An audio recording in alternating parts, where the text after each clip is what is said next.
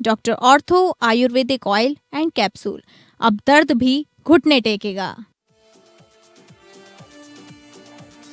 छत्तीसगढ़ में साय सरकार के 2 साल पूरे। मुख्यमंत्री विष्णुदेव साय ने सरकार की गिनाई उपलब्धियां। वहीं कांग्रेस पर बोला हमला। कहा, कांग्रेस के हर पाप धोने का काम हमारी सरकार कर रही है। झारखंड में मिलेट मिशन से जुड़े किसानों को हेमंत सरकार की बड़ी सौगात। मोटे अनाज की खेती से जुड़े राज्य के करीब 35,000 किसानों के बैंक खाते में डीबीटी के माध्यम से 15.6 करोड़ रुपए की राशि हस्तांतरित। मोटे अनाज की खेती को प्रोत्साहन देने के लिए दी गई राशि।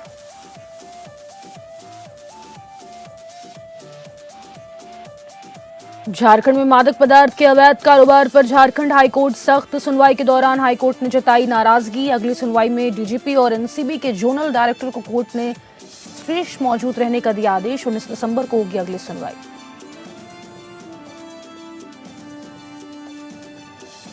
महाराष्ट्र के लातूर में शिवराज पाटिल का राजकीय सम्मान के साथ अंतिम संस्कार। लिंगायत समुदाय की मान्यताओं के मुताबिक ध्यान की मुद्रा में बैठी हुई स्थिति में दफनाया गया। अंतिम संस्कार में लोकसभा अध्यक्ष ओम बिरला, कांग्रेस अध्यक्ष मल्लिकार्जुन खड़गे समेत कई नेता और मंत्री हुए शामिल।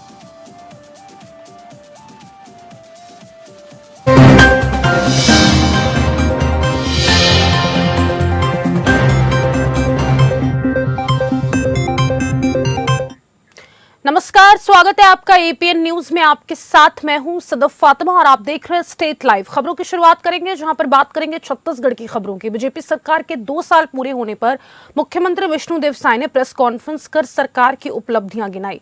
साथ ही उन्होंने कांग्रेस पर भी हमला बोला। कहा, कांग्रेस के हर पाप को धोने का काम हम कर रहे हैं। सरेंडर नक्सलियों के लिए बड़ा ऐलान करते हुए कहा कि उन पर जितना इनाम है उसका पूरा पैसा मिलेगा।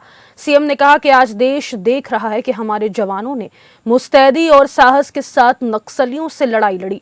अब छत्तीसगढ़ में नक्सलवाद खात्मे की तरफ है। पिछली कांग्रेस की सरकार 5 सालों में नक्सलवाद के खिलाफ जो काम नहीं कर पाई है, उससे ज्यादा काम हमने 2 सालों में करके दिखाया है। सीएम साय ने बताया कि सरकार बनने के दूसरे दिन ही 18 लाख आवासहीन परिवारों को प्रधानमंत्री आवास की स्वीकृति दी गई। किसानों को 21 क्विंटल धान 3100 रुपए प्रति क्विंटल में खरीदने का वादा पूरा किया गया। कांग्रेस सरकार के 2 साल पुराने बोनस का भुगतान भी बीजेपी सरकार ने 25 दिसंबर को किसानों को दे दिया।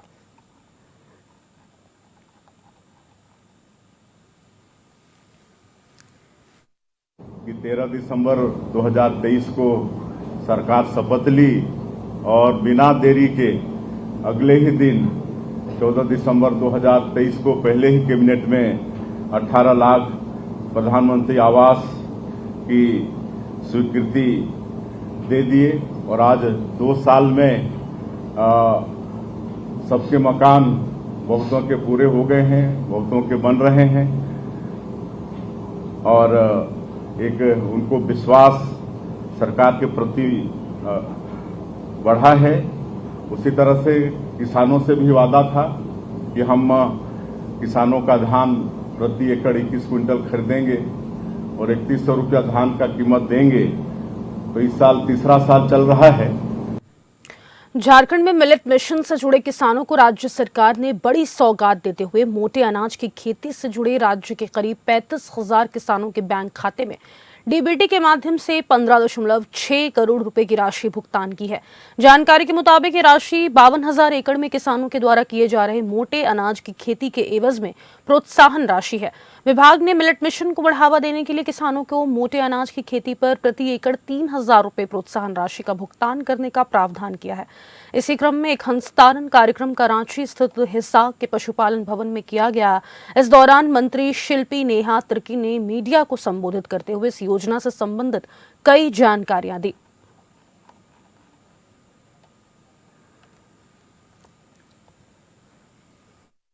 लोकतांत्रिक व्यवस्थाओं में अगर इस तरह से आक्रमण किया जाएगा तो जो हमारा भारत का नींव है, हमारा देश का जो आर्किटेक्ट है, वही पूरे खतरे में है। आज इसको आम जनता कितना समझ पा रही है, गंभीरता से नहीं समझ पा रही है, इसको हम लोग नहीं कह पाएंगे। मगर आज देश में जो भी चीज़ें होती हैं, चाहे वो जनप्रतिनिधि का चुनाव हो या जो कोई निर्णय हो, तमाम चीज़ें एक लोकतांत्रिक व्यवस्था पे ही आधारित होती हैं। आज अगर लोग इस तरह से वोट चोरी करके, वोट मैनिपुलेट करके, वोटर लिस्ट मैनिपुलेट करके अगर लोग सत्ता में आ जाएंगे, तब जो गरीबों की आवाज है, जो गरीबों की पीड़ा है, अधिकारों की बात है, वो कहाँ तक हो पाएगी, वो कौन करेगा। झारखंड थैलेसीमिया पेशेंट को मिलने वाली ब्लड और इलाज से संबंधित बाकी सुविधाओं को लेकर राज्य के विपक्षी दल ने स्वास्थ्य विभाग के मंत्री इरफान अंसारी पर कई आरोप लगाए हैं। तो वहीं कांग्रेस विधायक दल के नेता प्रदीप यादव ने सदन में हाल ही में इस मुद्दे पर सरकार का घेराव किया, जिस पर अब स्वास्थ्य मंत्री ने मीडिया के सामने आकर अपनी बात रखी है। हमारे लोकप्रिय मुख्यमंत्री जी ने और हमारे स्पीकर साहब ने 6 महीना पहले थैलेसीमिया पर चिंता जाहिर की थी और हम लोग भी लगे, और जब हम लोग 85% इस पर होमवर्क कर चुके तो ये बातें सदन में आया। प्रदीप जी हमारे सीनियर हैं, तो मैं उनको जवाब दिया। हमने कहा कि जल्द जो थैलेसीमिया सिकल सेल की जो इलाज की व्यवस्था है हम लोग करा रहे हैं। 25 साल हो गया झारखंड का, इन लोगों ने ध्यान नहीं दिया। अब मैं ध्यान दे रहा हूँ, जांच अब यही होगा, इलाज भी यही होगा। बोन मैरो ट्रांसप्लांट का जो यूनिट है 7 करोड़ की लागत से हम बनाने जा रहे हैं, सदर हॉस्पिटल में हम बनाने जा रहे हैं। दूसरा था कि रिफ्रेशमेंट जो है, जो ब्लड डोनर है उनको कितना दिया जाए, तो 100 रुपया भी मैंने कर दिया। तो बात प्यार से दिल जीता जाता है। झारखंड सरकार द्वारा राजभवन का नाम बदलकर बिरसा मुंडा रखने के प्रस्ताव पर अब जेल के अध्यक्ष और डुमरे विधायक जयराम महतो ने अपनी प्रतिक्रिया व्यक्त की है। आपको बता दें, इस कड़ी में एपीएन न्यूज से बातचीत में उन्होंने वित्त मंत्री राधा कृष्ण किशोर द्वारा सदन में लाए गए इस प्रस्ताव पर अपना पक्ष रखते हुए एक बड़ी नसीहत दी है। तो वहीं उन्होंने छात्रों के लिए अपना आवास तक नीलाम करने की बात कह डाली। वित्त मंत्री संसदीय कार्य मंत्री राधा कृष्ण किशोर ने एक प्रस्ताव रखी है। उन्होंने राजभवन का नाम बिरसा भवन और दुमका वाले राजभवन का नाम उन्होंने सिद्धू कानू रखने का प्रस्ताव रखा है। इसी पर जानना चाहेंगे, हमारे बीच विधायक जयराम महतो हैं, जेएलकेएम के अध्यक्ष भी हैं। क्या आपका कहना है, क्या आप इस प्रस्ताव के समर्थन में? देखिए, सबसे पहला बात है, अगर ऐसा संभव है तो अच्छी बात है, लेकिन मेरा मानना है कि राजभवन पूरे देश में है, हर एक राज्य में राजभवन है। तो कुछ संस्थाएं ऐसी हैं जैसा जिनका पूरे राज्य में एक जैसा नाम होता है।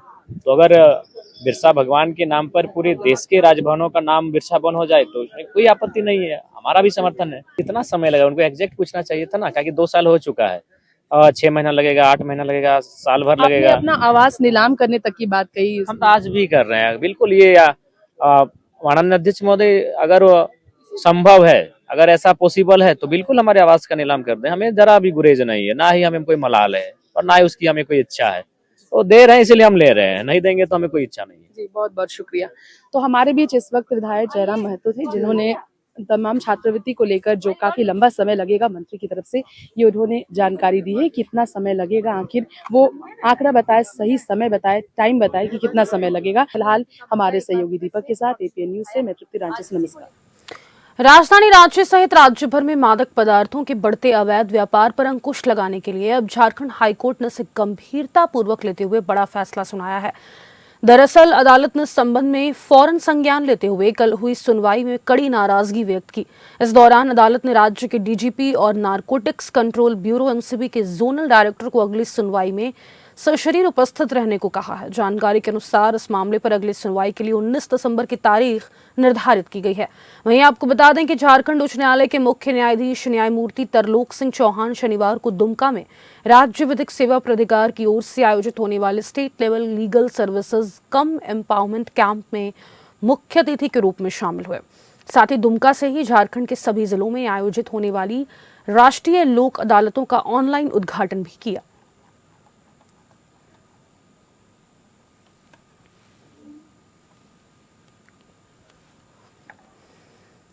रांची स्थित प्रेस क्लब में आज अध्यक्ष पद से लेकर कार्यकारी सदस्य के पद के लिए चुनाव है, जिसमें एपीएन न्यूज ने भी बढ़ चढ़कर हिस्सा लिया है। इस मौके पर अपना वोट देने पहुंचे स्टेट हेड अजय कुमार सिंह ने मतदान की प्रक्रिया पर बात करते हुए प्रेस क्लब के सदस्यों के चुनाव की अहमियत बताई है। देखिए, ये प्रेस क्लब का चुनाव है, ये रांची प्रेस क्लब का चुनाव है। ये जो है झारखंड के जो तमाम जो बड़े पत्रकार हैं उनका एक ये महत्वपूर्ण क्लब है ये। और ऐसे में जो है कार्यकारी सदस्य लेकर एक अध्यक्ष दोनों सीनियर जो जिम्मेवारी मिलती है, तो इससे पत्रकारों के हित और अहित पर बहुत डिपेंड करता है।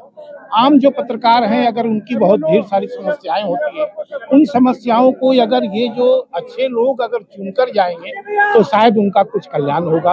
यही सोच करके जो है आप जो है भाग लेते हैं लोग। प्रेस क्लब के चुनाव जो है उसमें लोग भाग लेते हैं, और एक अच्छे प्रत्याशी का चुनकर आना पत्रकारों के हित में ही नहीं बल्कि समाज के हित में भी एक अच्छा है। जी।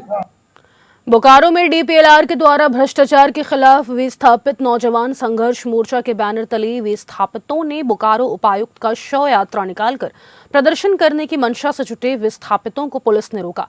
पूर्व घोषित कार्यक्रम के तहत निर्धारित विस्थापित बोकारो हवाई अड्डा के समीप भारी संख्या में पहुंचे और शव यात्रा की तैयारी करने लगे।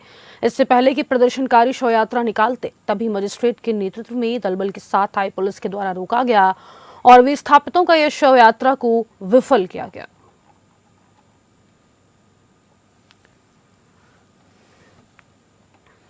चतरा लावालौंग के मंधनिया पंचायत स्थित कधे गांव में बुधवार की देर रात एक 6 माह के बच्चे के अचानक गायब होने की घटना ने पूरे गांव को हिला दिया।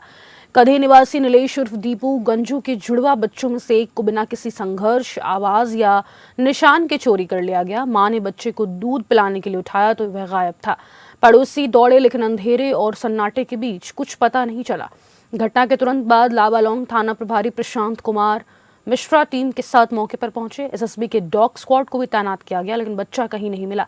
पुलिस अब घर के अंदरूनी हालात, ग्रिल खोलने की तकनीक, जान पहचान वालों की भूमिका और बाहरी गिरोह की संभावनाओं की जांच कर रही है।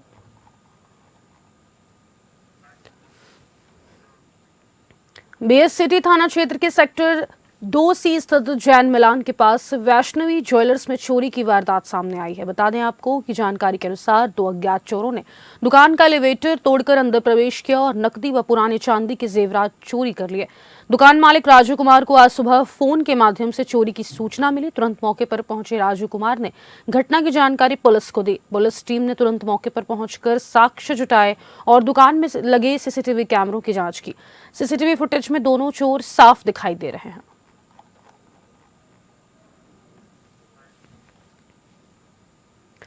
राजधानी रांची समेत राज्य भर में पश्चिमी विक्षोभ के कारण तापमान में गिरावट के साथ ठंड में कनकनी का इजाफा भी हो गया है। वहीं उत्तर पश्चिम और उत्तर पूर्व से चल रही ठंडी हवा से राज्य के कई इलाके शीतलहर की चपेट में हैं, जिससे कि न्यूनतम तापमान में लगातार गिरावट दर्ज की जा रही है। इसी कड़ी में मौसम विज्ञान केंद्र रांची पहुंचकर एपीएन न्यूज की टीम ने वैज्ञानिक उपेंद्र श्रीवास्तव से खास बातचीत कर विस्तार से जानकारी ली। इस वक्त हम पहुंच गए हैं राजधानी रांची के मौसम विज्ञान केंद्र में, जहां पर हमारे बीच मौजूद है मौसम के वैज्ञानिक उपेंद्र श्रीवास्तव जी।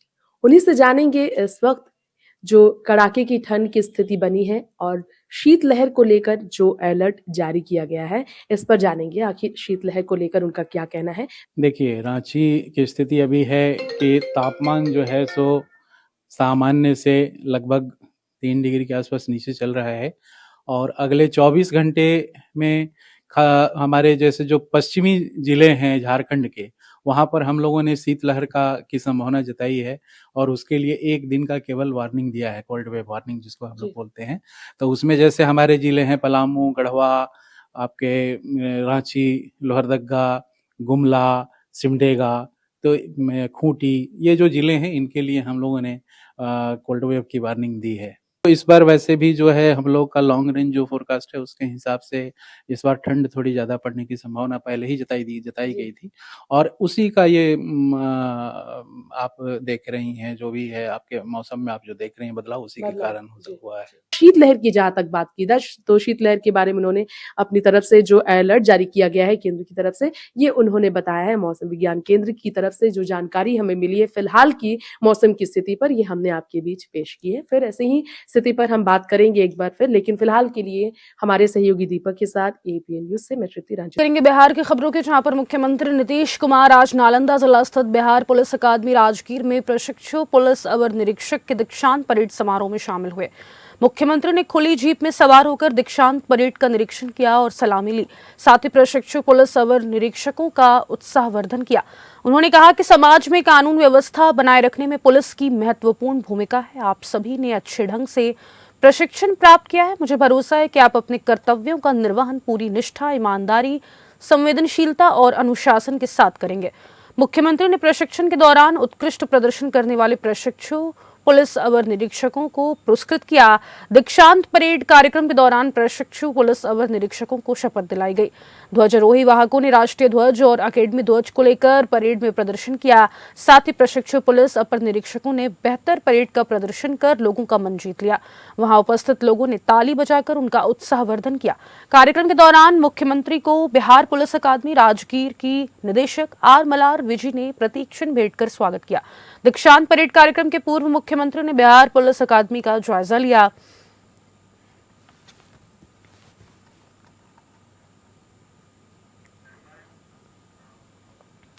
राष्ट्रीय विधिक सेवा प्राधिकरण नई दिल्ली के निर्देश के तहत आज भागलपुर व्यवहार न्यायालय परिसर में वर्ष की चौथी और अंतिम राष्ट्रीय लोक अदालत का आयोजन किया गया। लोक अदालत का औपचारिक उद्घाटन प्रधान जिला और सत्र न्यायाधीश, प्रधान न्यायाधीश परिवार न्यायालय भागलपुर जिला और अपर सत्र न्यायाधीश, प्रथम प्रभारी मुख्य न्यायिक दंडाधिकारी, जिलाधिकारी और सीनियर एसपी ने संयुक्त रूप से दीप प्रज्वलित कर किया। इस लोक अदालत में बैंक ऋण, बिजली बिल, दीवानी वाद, आपराधिक सुलहनीय वाद, पारिवारिक विवाद, श्रम वाद, मोटर दुर्घटना बीमा दावा, ट्रैफिक चालान सहित अन्य मामलों का आपसी सुलह के आधार पर निष्पादन किया गया। भागलपुर में 20, नवगछिया में 4 और कहलगांव में 3 बेंचें बनाई गई। कुल 27 बेंचों के माध्यम से मामलों का निपटारा किया गया।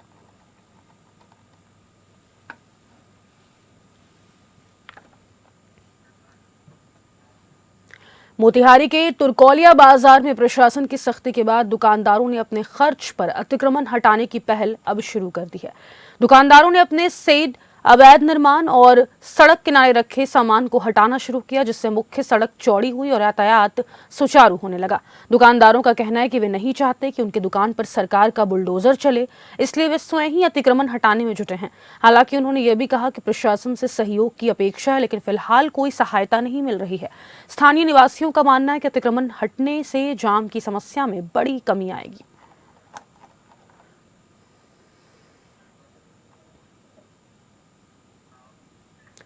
सिवान में एक अज्ञात वाहन ने बीएसएमपी के जवान मधु कुमार को रौंद दिया है, जिससे मौके पर ही मधु कुमार की मौत हो गई। घटना सिवान जिले के मुफस्सल थाना क्षेत्र के छोटपुर के पास की बताई जा रही है। बताया जा रहा है कि बीएसएमपी जवान मधु कुमार सराय थाना क्षेत्र में पदस्थापित था और एक अज्ञात गाड़ी का पीछा करते हुए छोटपुर के पास पहुंचा और उस गाड़ी को आगे से घेर कर जैसे ही रोकने की कोशिश की, दूसरी तरफ से आ रही तेज गति गाड़ी ने उन्हें रौंद दिया। मौत के बाद स्थानीय थाना पुलिस द्वारा शव को कब्जे में लेकर सिवान सदर अस्पताल में पोस्टमार्टम के लिए भेज दिया गया।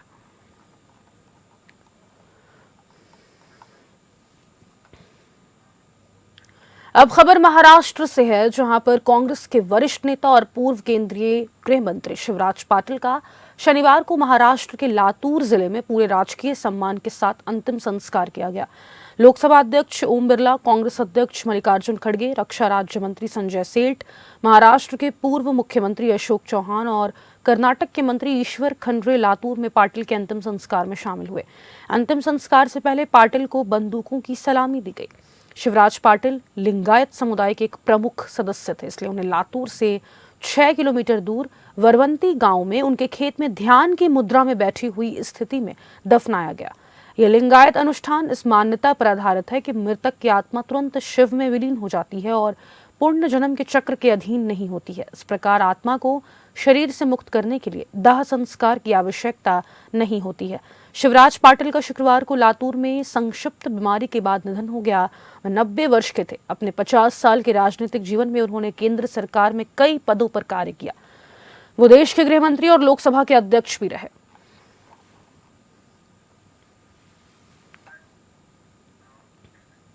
केंद्रीय सड़क परिवहन और राजमार्ग मंत्री नितिन गडकरी हिवाली अधिवेशन के दौरान नागपुर पहुंचे। अधिवेशन में उनकी मौजूदगी को विशेष महत्व दिया जा रहा है। नागपुर पहुंचते ही गडकरी ने मीडिया से संवाद किया, जिसमें उन्होंने राज्य और देश से जुड़े विभिन्न अहम मुद्दों पर अपनी बात रखी। इस दौरान बुनियादी ढांचा विकास, सड़क परियोजनाएं और महाराष्ट्र से जुड़े विकास कार्य प्रमुख चर्चा का हिस्सा रहने की संभावना है। राजनीतिक और प्रशासनिक दृष्टि से गडकरी का यह दौरा महत्वपूर्ण माना जा रहा है, क्योंकि अधिवेशन के बीच उनके विचार और योजनाओं की दिशा पर असर पड़ सकता है।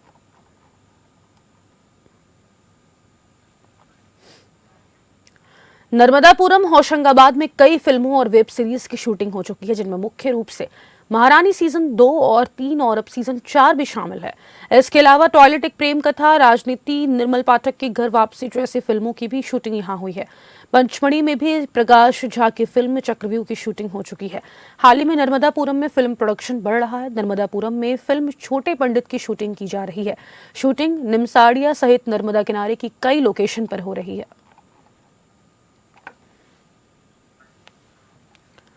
जिला परिषद और ब्लॉक समिति के चुनाव को लेकर डीआईजी पटियाला रेंज कुलदीप चहल की अगुवाई में गांव वक्के में फ्लैग मार्च निकाला गया। पत्रकारों से बातचीत करते हुए डीआईजी पटियाला रेंज कुलदीप चहल ने बताया कि शांतिपूर्ण और पारदर्शी तरीके से चुनाव करवाने के लिए पटियाला पुलिस प्रतिबद्ध है। किसी भी तरह की हुड़दंगबाजी बर्दाश्त नहीं होगी। डीआईजी चहल ने बताया कि करीब 3000 पुलिसकर्मी इन चुनाव में अपनी ड्यूटी निभाएंगे।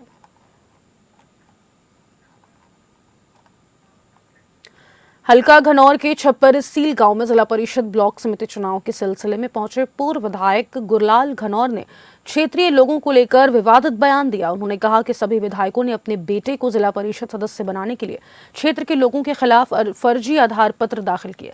विधायक घनौर ने आगे सवाल उठाया कि क्या हमने जनता से किए वादे पूरे किए हैं, और यह भी कहा कि सरकार महिलाओं को 1000 रुपए देने का वादा जल्द ही पूरा करने जा रही है। उनके इस बयान को स्थानीय लोगों और विपक्षी दलों ने चुनावी दबाव और धमकी के रूप में देखा है। पटियाला वाईपीएस चौक पर हुए सड़क विवाद के वायरल वीडियो मामले में पुलिस ने कार्रवाई की है। एसपी सिटी पलविंदर सिंह चीमा ने प्रेस कॉन्फ्रेंस कर पूरे मामले की जानकारी दी। एसपी सिटी चीमा ने बताया कि कल वाईपीएस चौक पर 2 कारों में कुछ युवकों के बीच सड़क विवाद हुआ। वीडियो वायरल होने के बाद पुलिस ने दोनों कारों और 5 युवकों को हिरासत में ले लिया है। फिलहाल उनके खिलाफ कोई एफआईआर दर्ज नहीं की गई है।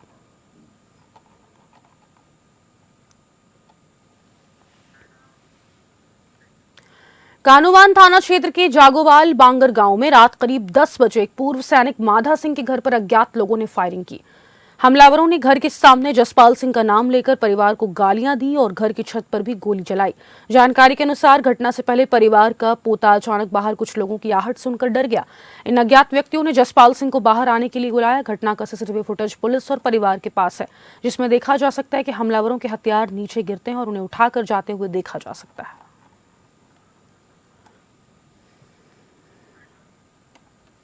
और फिलहाल के लिए स्टेट लाइव में बस इतना ही। मुझे दीजिए इजाजत। नमस्कार।